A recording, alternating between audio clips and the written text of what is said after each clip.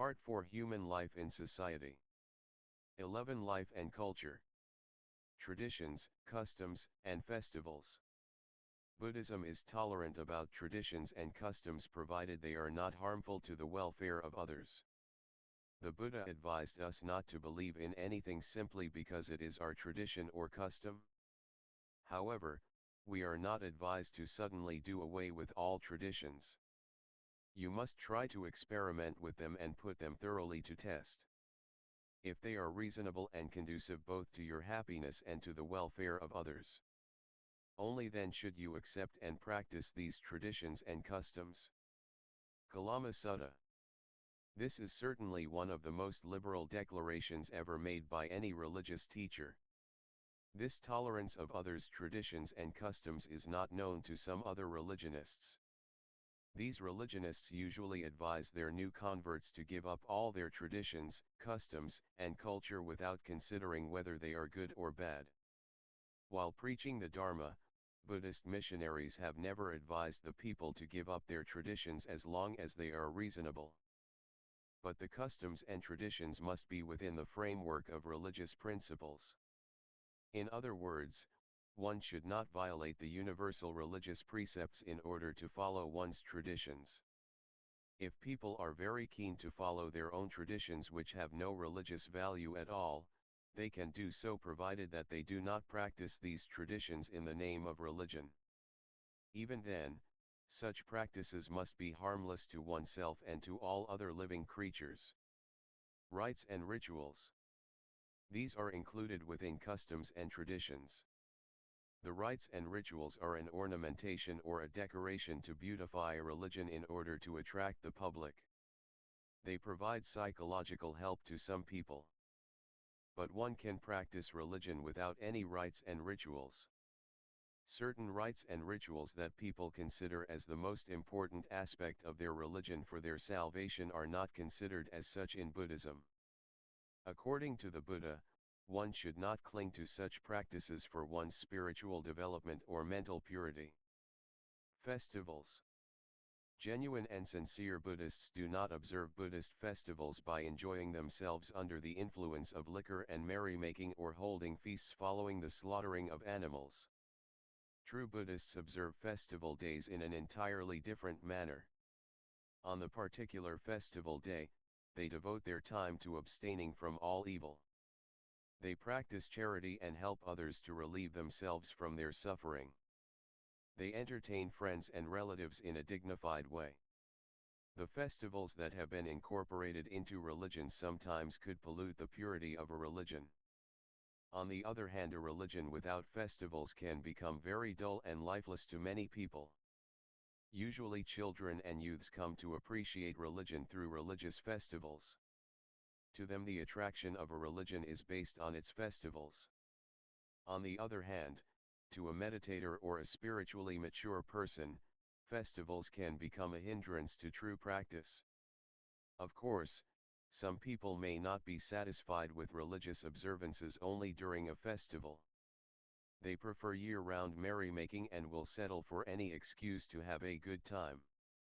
Rites and rituals, ceremonies, processions, and festivals are organized to quench that thirst for emotional satisfaction through religion. No one can say that such practices are wrong, but devotees have to organize those ceremonies in a cultured manner, without causing a nuisance to others. Especially in a multi-religious society, they have to organize festivals in such a way that they do not become a mockery in the eyes of the public. Status of women in Buddhism. A female child may even prove to be a better offspring than a male. Women's position in Buddhism is unique. The Buddha gave women full freedom to participate in a religious life. The Buddha was the first religious teacher who gave this religious freedom to women. Before the Buddha, women's duties had been restricted to the kitchen. Women were not even allowed to enter any place of worship or to recite any religious scripture. During the Buddha's time in India, women's position in society was very low. The Buddha was criticized by the prevailing establishment when he gave this freedom to women. His move to allow women to enter the holy order was extremely radical for the times. Yet the Buddha allowed women to prove themselves and to show that they too had the capacity like men to attain the highest position in the religious way of life by attaining arahanthood.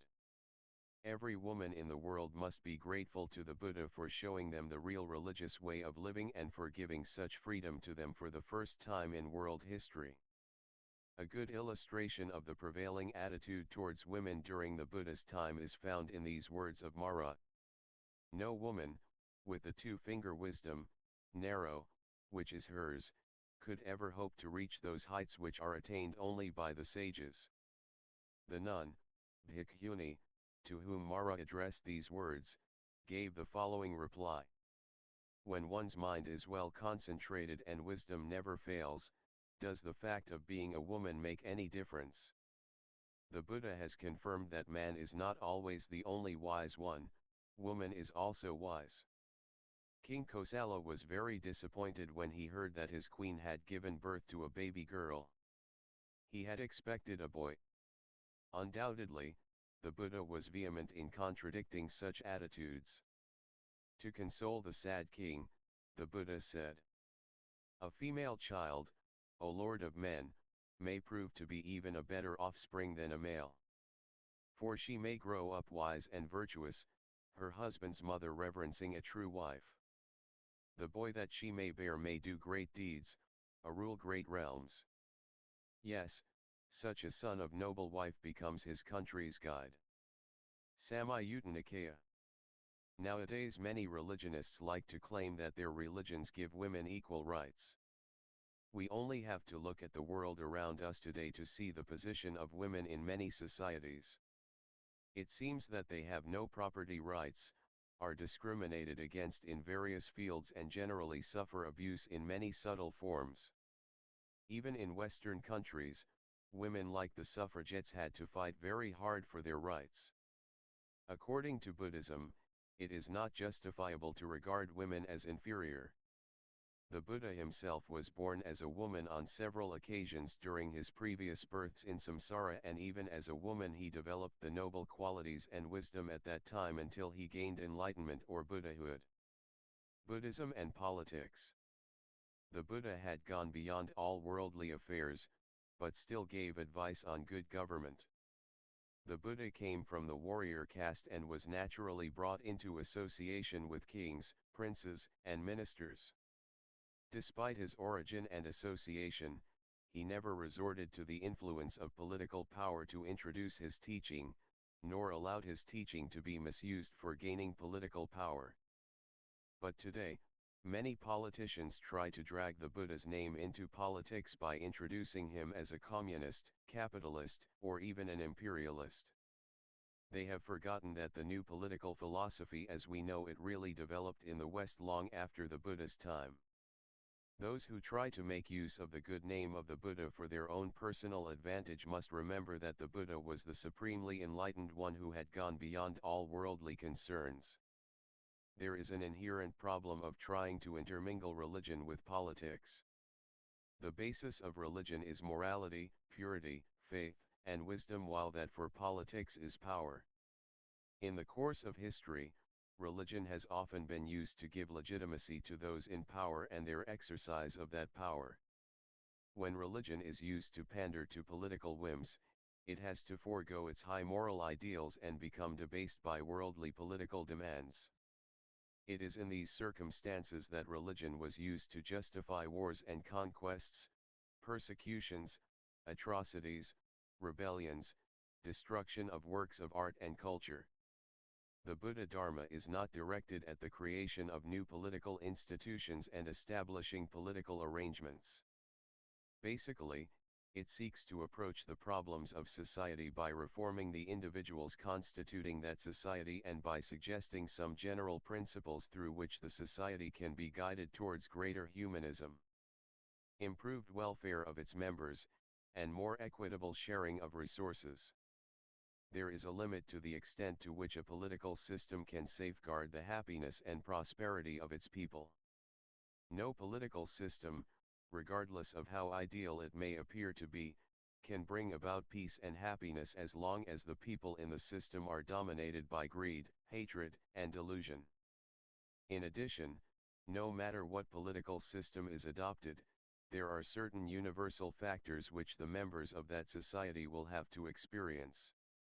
The effects of good and bad karma, the lack of real satisfaction or everlasting happiness in the world characterized by dukkha, unsatisfactoriness, anicca, impermanence, and anatta, unsubstantiality/egolessness. Although a good and just political system which guarantees basic human rights and which contains checks and balances to the use of power is an important condition for a happy life in society, people should not fritter away their time by endlessly searching for the ultimate political system where men can be completely free. Because complete freedom cannot be found in any system but only in minds which are free. To be free, people will have to look within their own minds and work towards freeing themselves from the chains of ignorance and craving. Freedom in the truest sense is only possible when a person uses the Dharma to develop character through good speech and action and to train the mind so as to expand the mental potential and achieve the ultimate aim of enlightenment. While recognizing the usefulness of separating religion from politics and the limitations of political systems in bringing about peace and happiness, there are several aspects of the Buddhist teaching which have close correspondence to the political arrangements of the present day. Firstly, the Buddha spoke about the equality of all human beings long before Abraham Lincoln and taught that classes and castes are artificial barriers erected by society. According to the Agana Sutra, the only classification of human beings, according to the Buddha, is based on the quality of their moral conduct. Secondly, the Buddha encouraged the spirit of social cooperation and active participation in society. This spirit is actively promoted in the political process of modern societies. Thirdly, since no one was appointed as the Buddha's successor, the members of the order were to be guided by the Dharma and Vinaya, or the righteous rule of law. Until today every member of the Sangha agrees to abide by the rule of law which governs and guides his conduct. Fourthly, the Buddha encouraged the spirit of consultation and the democratic process. This is shown within the community of the order in which all members have the right to decide on matters of general concern. When a serious question arose demanding attention, the issues were put before the monks and discussed in a manner similar to the democratic parliamentary system used today. This self-governing procedure may come as a surprise to many to learn that in the assemblies of Buddhists in India 2,500 years and more ago are to be found the rudiments of the parliamentary practice of the present day. A special officer similar to M.R. Speaker was appointed to preserve the dignity of the assembly. A second officer, who played a role similar to the parliamentary chief whip, was also appointed to see if the quorum was secured. Matters were put forward in the form of a motion which was open to discussion. In some cases it was done once, in others 3 times, thus anticipating the practice of Parliament in requiring that a bill be read a 3rd time before it becomes law. If the discussion showed a difference of opinion, it was to be settled by the vote of the majority through balloting. The Buddhist approach to political power is the moralization and the responsible use of public power. The Buddha preached nonviolence and peace as a universal message. He did not approve of violence or the destruction of life, and declared that there is no such thing as a just war. He taught, the victor breeds hatred, the defeated lives in misery. He who renounces both victory and defeat is happy and peaceful. Not only did the Buddha teach nonviolence and peace, he was perhaps the first and only religious teacher who went to the battlefield personally to prevent the outbreak of a war. He diffused tension between the Sakyas and the Kaliyas who were about to wage war over distribution rights of the waters of Rohini. He also dissuaded King Ajatasattu from attacking the kingdom of the Vajis. The Buddha discussed the importance and the prerequisites of a good government. He showed how the country could become corrupt, degenerate, and unhappy when the head of the government becomes corrupt and unjust. He spoke against corruption and how a government should act based on humanitarian principles. The Buddha once said, "When the ruler of a country is just and good, the ministers become just and good. When the ministers are just and good, the higher officials become just and good. When the higher officials are just and good, the rank and file become just and good. When the rank and file become just and good, the people become just and good." Anguttara Nikaya. In the Kakavati Sihanada Sutta, the Buddha said that immorality and crime, such as theft, falsehood, violence, hatred, cruelty, could arise from poverty. Kings and governments may try to suppress crime through punishment, but it is futile to eradicate crimes through force. In the Kayudadanta Sutta, the Buddha suggested economic development instead of force to reduce crime. The government should use the country's resources to improve the economic conditions of the country. It could embark on agricultural and rural development, provide financial support to those who undertake an enterprise and business, provide adequate wages for workers to maintain a decent life with human dignity. In the Jayataka stories, the Buddha gave 10 rules for good government, known as Dasaraja Dharma. These 10 rules can be applied even today by any government which wishes to rule the country peacefully. According to these rules, a ruler must: 1. Be liberal and avoid selfishness. 2. Maintain a high moral character. 3. Be prepared to sacrifice his own pleasure for the well-being of the subjects. 4. Be honest and maintain absolute integrity. 5. Be kind and gentle. 6. Lead a simple life for the subjects to emulate. 7. Be free from hatred of any kind. 8. Exercise non-violence. 9. Practice patience, and 10. Respect public opinion to promote peace and harmony. Regarding the behavior of rulers, he further advised: 1. A good ruler should act impartially and should not be biased and discriminate between one particular group of subjects against another. 2. A good ruler should not harbor any form of hatred against any of his subjects. 3. A good ruler should show no fear whatsoever in the enforcement of the law, if it is justifiable. 4. A good ruler must possess a clear understanding of the law to be enforced. It should not be enforced just because the ruler has the authority to enforce the law. It must be done in a reasonable manner and with common sense. Kakavati Sihanada Sutta.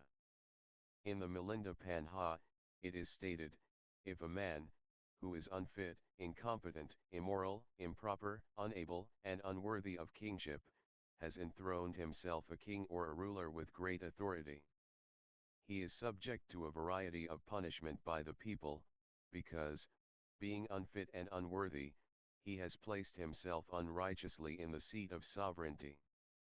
The ruler, like others who violate and transgress moral codes and basic rules of all social laws of mankind, is equally subject to punishment. And moreover, to be censured is the ruler who conducts himself as a robber of the public. In a Jataka story, it is mentioned that a ruler who punishes innocent people and does not punish the culprit is not suitable to rule a country. The king always improves himself and carefully examines his own conduct in deeds, words and thoughts, trying to discover and listen to public opinion as to whether or not he had been guilty of any faults and mistakes in ruling the kingdom. If it is found that he rules unrighteously, the public will complain that they are ruined by the wicked ruler with unjust treatment, punishment, taxation, or other oppressions including corruption of any kind. And they will react against him in one way or another. On the contrary, if he rules righteously they will bless him, long live his majesty. Majjhima Nikaya. We can note in passing why the Buddha's teaching is called the eternal Dharma or truth. From the points mentioned above we can see that the teachings are universal and can be applied to all human societies no matter how separated they are in time and space. The Buddha's emphasis on the moral duty of a ruler to use public power to improve the welfare of the people inspired Emperor Asoka in the 3rd century BC to do likewise. Emperor Asoka, a sparkling example of this principle, resolved to live according to the Dharma and to serve his subjects and all humanity. He declared his non-aggressive intentions to his neighbors, assuring them of his goodwill and sending envoys to distant kings bearing his message of peace and non-aggression. He promoted the energetic practice of the socio-moral virtues of honesty, truthfulness, compassion, benevolence, non-violence, considerate behavior towards all, non-extravagance, non-acquisitiveness, and non-injury to animals. He encouraged religious freedom and mutual respect for other people's beliefs. He went on periodic tours preaching the Dharma to the rural people. He undertook works of public utility, such as founding of hospitals for men and animals, supplying of medicine, planting of roadside trees and groves, digging of wells, and construction of watering sheds and rest houses. He expressly forbade cruelty to animals. Sometimes the Buddha is described as a social reformer, although this was not his primary concern. Among other things, he condemned the caste system, recognized the equality of people, spoke on the need to improve socio-economic conditions, recognized the importance of a more equitable distribution of wealth among the rich and the poor, raised the status of women, recommended the incorporation of humanism in government and administration, and taught that a society should not be run by greed but with consideration and compassion for the people. Despite all these, his contribution to mankind is much greater because he took off at a point which no other social reformer before or ever since had reached, that is, by going to the deepest roots of human ill which are found in the human mind. It is only in the human mind that true reform can be effected. Reforms imposed by force upon the external world have a very short life because they have no roots.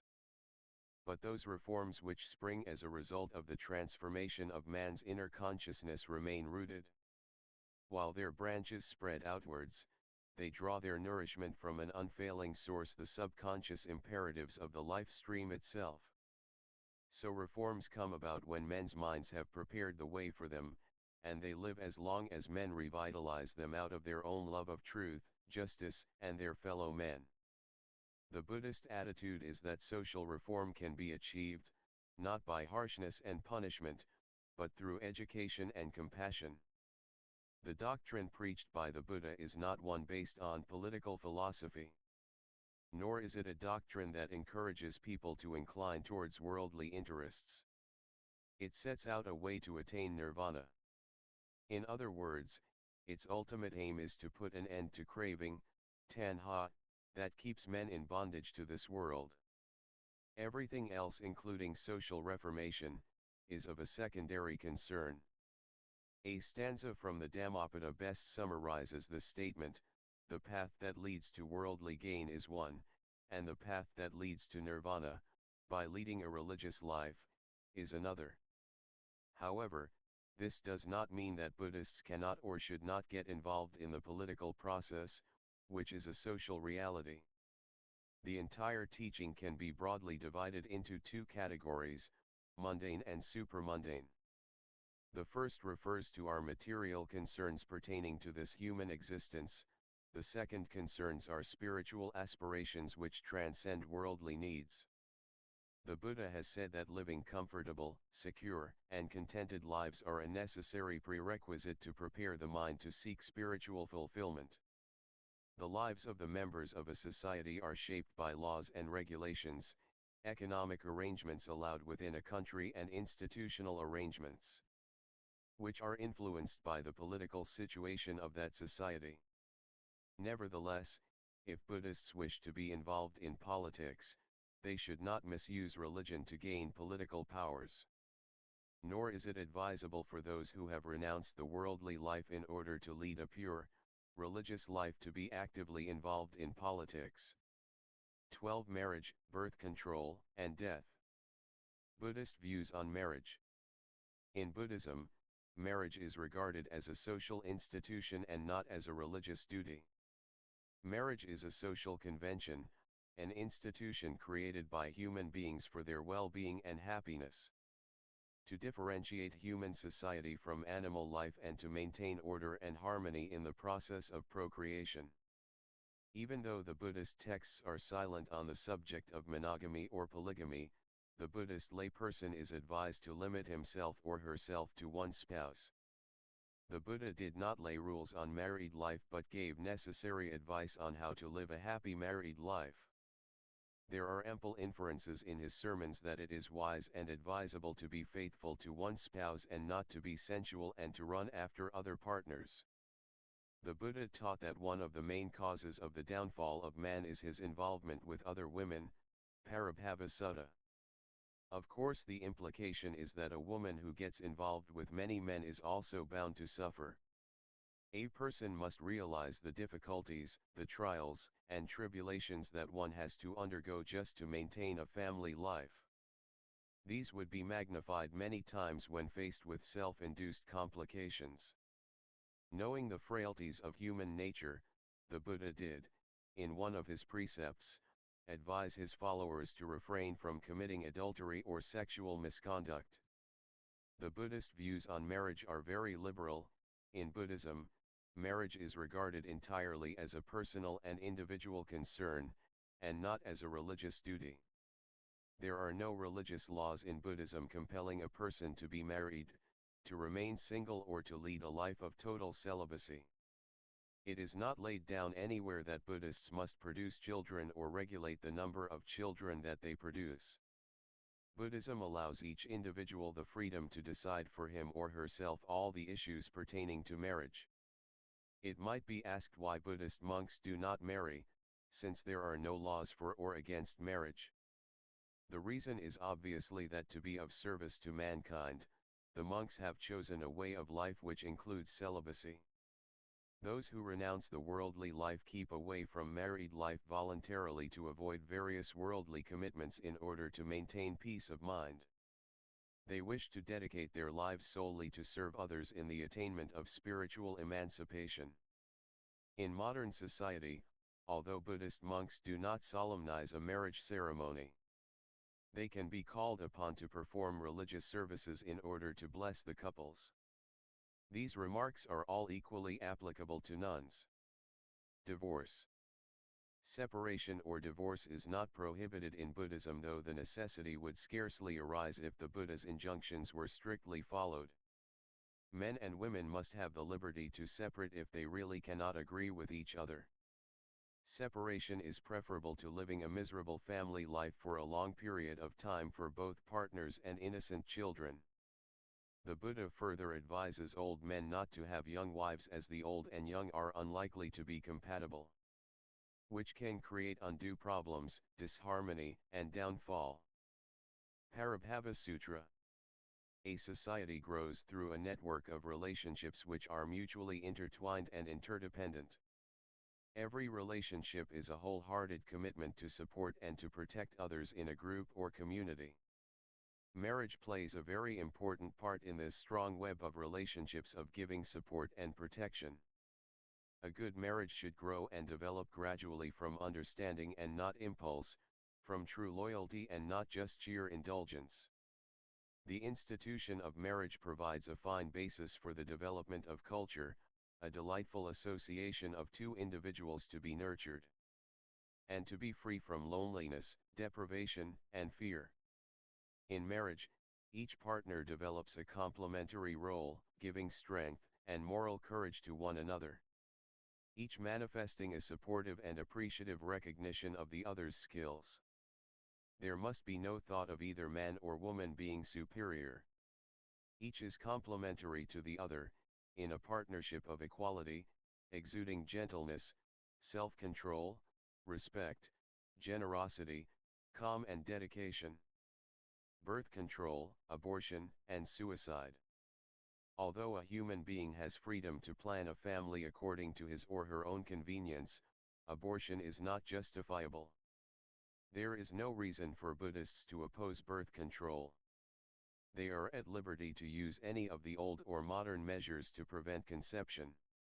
Those who object to birth control by saying that it is against God's law to practice it, must realize that their concept regarding this issue is not reasonable. In birth control, what is done is to prevent the coming into being of an existence. There is no killing involved and there is no akusala karma, unskillful action. However, if people take any action to have an abortion, this action is wrong because it involves taking away or destroying a visible or invisible life. Therefore, abortion is not justifiable. According to the teachings of the Buddha, 5 conditions must be present to constitute the evil act of killing. They are: 1. A living being. 2. Knowledge or awareness it is a living being. 3. Intention of killing. 4. Effort to kill, and 5. Consequent death. At conception, there is a being in the womb and this fulfills the first condition. After a couple of months, the mother knows that there is a new life within her and this satisfies the second condition. Then for some reason or other, she wants to do away with this being in her. So she begins to search for an abortionist to do the job, and in this way, the third condition is fulfilled. When the abortionist does his job, the fourth condition is provided for, and finally, the being is killed because of that action. So all the conditions are present. In this way, there is a violation of the first precept not to kill, and this is tantamount to killing a human being. Conversely, however, by birth control, a life does not come into being, and therefore all the above 5 conditions cannot operate. According to Buddhism, there is no ground to say that we have the right to take away a life once it has come into being. Under certain circumstances, people feel compelled to do that for their own convenience. But they should not justify this act of abortion as somehow or other they will have to face some sort of bad consequences. In certain countries abortion is legalized, but this is to overcome some social problems. Religious principles should never be surrendered for the pleasure of human beings. They stand for the welfare of the whole of mankind. Committing suicide. Taking one's own life under any circumstances is morally and spiritually wrong. Taking one's own life owing to frustration or disappointment only causes greater suffering. Suicide is a cowardly way to end one's problems in life. A person cannot commit suicide if his or her mind is pure and tranquil. If one leaves this world with a confused and frustrated mind, it is most unlikely that he or she would be born again in a better condition. Suicide is an unwholesome or unskillful act since it is encouraged by a mind filled with self-importance, greed, hatred, and most importantly, delusion. Those who commit suicide have not learned how to face their problems, how to face the facts of life, and how to use their mind in a proper manner. Such people have not been able to understand the nature of life and worldly conditions. Some people sacrifice their own lives for what they deem as a good and noble cause. They take their own lives by such methods as self-immolation, bullet fire, or starvation. Such actions may be classified as brave and courageous. However, from the Buddhist point of view, such acts are not to be condoned. The Buddha has clearly pointed out that suicidal states of mind lead to further suffering. This whole attitude again proves how much Buddhism is a positive, life-affirming religion. Why does the world population increase? The credit or responsibility for the population increase must go to the medical and other facilities available today. If Buddhists do not believe in a soul created by God, how are they going to account for the increase of population in the world today? This is a very common question that is asked by many people. People who ask this question usually assume that there is only one world where living beings exist. One must consider that it is quite natural for the population to increase in such places where good climatic conditions, medical facilities, food, and precautions are available to produce and to protect living beings. One must also consider that there is really no ground to think that this is the only period in which the population in the world has increased. There are no means of comparison with any period of ancient history. Vast civilizations existed and have disappeared in Central Asia, the Middle East, Africa, and ancient America. No census figures on these civilizations are even remotely available. Population, as everything else in the universe, is subject to cycles of rise and fall. In cycles of alarming increases of birth rate, one might be consequently tempted to argue against rebirth in this or other worlds. For the last few thousand years, there has been no evidence to prove that there were more people in some parts of the world than there are today. The number of beings existing in the various world systems is truly infinite. If human lives can be compared to only few grains of sand, the number of beings in the universe can be said to be greater than the grains of sand on all the beaches in the world. When conditions are right and when supported by their good karma, a few of these infinite number of beings are reborn as human beings. The advancement of medicine, especially in the 19th and 20th centuries, has enabled human beings to live longer and healthier lives. This is a factor that contributes to population increase. Population can further increase unless sensible people take measures to control it. Hence, the credit or responsibility for increasing the population must be given to medical facilities and other qualified authorities available today. This credit or responsibility cannot be allotted to any particular religion or any external sources. There is a belief among certain people that all unfortunate occurrences that destroy human lives are created by God in order to reduce the population of the world. Instead of giving so much suffering to his own creatures, why cannot he control the population? Why does he create more and more people in thickly populated countries where there is no proper food, clothing, and other basic and necessary requirements? Those who believe that God created everything cannot give a satisfactory answer to this question. Poverty, unhappiness, war, hunger, disease, famine are not due to the will of God or to the whim of some devil, but to causes which are not so difficult to discover. Sex and religion. Human beings are the only living beings that do not have periods of natural sexual inactivity during which the body can recover its vitality. The sex impulse is the most dynamic force in human nature. So far-reaching is the sexual force that some measure of self-control is necessary even in ordinary existence. In the case of the spiritual aspirants, for those who want to bring their mind under complete control, a still greater measure of self-discipline is necessary. Such a powerful force in human character can be subdued only if the aspirants control their thoughts and practice concentration. The conservation of the sexual force helps to develop this strength. For if they control the sexual force, they will have more control over their whole makeup, over their baser emotions. Control means we voluntarily exercise restraint by understanding the need to do so. This is very different from suppressing, which means simply trying to pretend the urge is not there. Suppression can have dangerous consequences. Celibacy is recommended for those who like to develop their spiritual development for perfection. However, it is not compulsory for each and every person to observe complete celibacy in order to practice Buddhism. The Buddha's advice is that observing celibacy is more congenial for a person who wants to cultivate his or her spiritual achievements. For ordinary Buddhist lay persons, the precept is to abstain from sexual misconduct. This means that a householder may indulge in legitimate sex. This is because in such legitimate sexual activity there is no guilt and no sense of exploitation of the other party.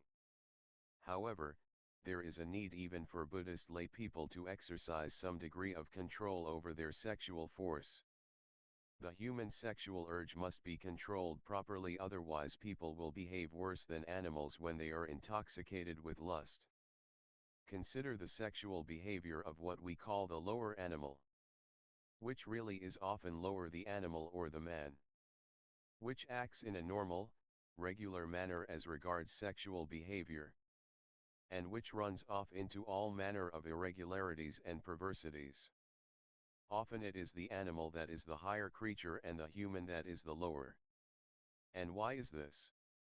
It is simply because humans who possess the mental capacity which, if rightly used, could make them masters over their sex impulses, have actually used their mental powers in such deplorable fashions as to make themselves slaves to those impulses. Thus people can, at times, be considered lower than animals. Our ancestors played down this sexual impulse, they knew that it was strong enough without giving it any extra encouragement. But today we have blown it up with 1,000 forms of incitation, suggestive advertisements, emphasis, and display, and we have armed the sexual force with the doctrine that inhibition is dangerous and can even cause mental disorders.